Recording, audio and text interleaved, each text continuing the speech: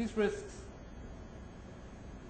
were partially identified under both processes, but in neither case, I think, was sufficient attention paid to them.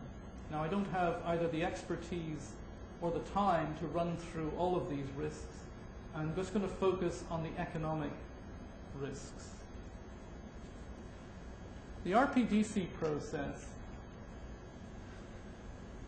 relied on its consultants and public consultations to assess the risk in various components. And in relation to the economic side of this, Guns, of course, hired Allen Consulting to produce an enormous model of the positive consequences of the mill on Tasmania. And the figures are very impressive. So $6.7 billion more than would otherwise be the case, flowing to Tasmania over a 23-year period, translating into something like 290 to 300 million more dollars in the coffers than would otherwise be the case on an annual basis. Now, what's interesting about the Allen report, and which other people have mentioned, but I think only Naomi Edwards has really driven home, is that there is simply one big number here. Now, whenever you see a report projecting 23 years into the future with one big number, you need to be suspicious, because obviously that one big number is the result of many, many assumptions. In order to figure out what those assumptions are and what the one big number might look like if those assumptions are don't hold, you need to do a form of sensitivity analysis. In other words, you need to look at the low case, the moderate case, and the high case. And we don't know whether that one big number is based on a high case scenario. In the absence of information, one might suspect that it is. If we had sensitivity analysis, however, we would be confronted with three big numbers. And one would be substantially lower than the moderate one, and the higher one again would be substantially higher. The point is, we need to know what the risks are, and we need to know what the effect of those, what the effect is of assumptions that are different from the ones that have gone on to this particular model. Of course, there's a huge number of other economic risks that I'm not touching on here, and those are the risks to non-forest industry businesses that may experience significant damage if the mill goes ahead. Risk analysis in the PMAA doesn't seem to have been done, but it's not the consultants' fault either. They weren't called upon to do it. So it would be churlish to criticize them for not doing it, but the process itself was set up to assume basically, or to at least to minimize risk. Okay, well, this is my master sheet, and I do apologize for going on for quite a bit of time.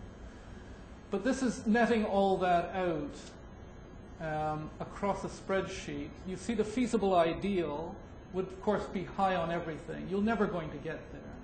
So in a sense, even though I've mentioned a feasible idea, maybe it's not feasible at all. But you could aim for several highs and a few moderates in terms of a feasible idea. It doesn't seem beyond the pale. Now, if we look at the RPDC process, you'll see I don't necessarily think it was all that high across some of the criteria I've mentioned. But I do think it was moderate across a lot of it. It made an effort across things like transparency, accountability, openness and balance, deliberation, efficiency, science and risk. Perhaps not so much efficiency.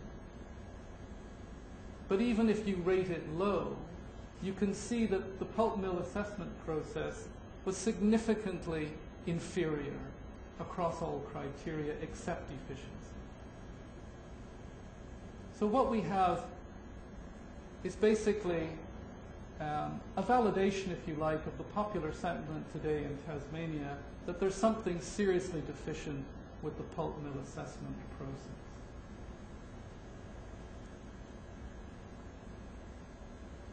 In a recent EMRS poll, Tasmanians were asked, do you agree with the newly legislated fast-track approval process for the proposed Tamar Valley pulp mill? 64% disagree. That's an enormous majority, given that 10% indicated they didn't know or had no opinion, which leaves you only around 26% who actually approve of the process which is now assessing the mill. And I would argue that the analysis I've provided tonight justifies that popular skepticism. Well, I'm going to finish with some concluding thoughts on the significance of all this for liberal democracy. There's a recent book I read. I was in Ireland in July, and I read a book by Jerry Stoker, who's reflecting really on why so many people loathe politics. It's an issue as a lecturer at the university I deal with regularly when I meet my first-year students for the first time. Of course, I only meet the people who are marginally interested in politics. The rest who loathe it haven't shown up. And it is an interesting question. Most people, if you talk to them about politics, tend to say that they really don't think much of it, or they're politicians. Stoker argues that we need to engage in politics, though, and that we need to involve ourselves in making the democratic form of governance that now dominates the world work better, because if we don't, it's the only way we can avoid something worth taking its place. So it's a salutary warning about democracy. He goes on to point out that democracy, people loathe democracy in a sense because it's so hard to do. And it basically is a process designed to disappoint. But he does argue very much in favor of expanding the opportunities for citizens to have a say about the issues that they care about. And that the solution to the current malaise is that representative politics needs to be understood as a more active exchange between citizen and representative, and restructured to give more scope for local and global decision making.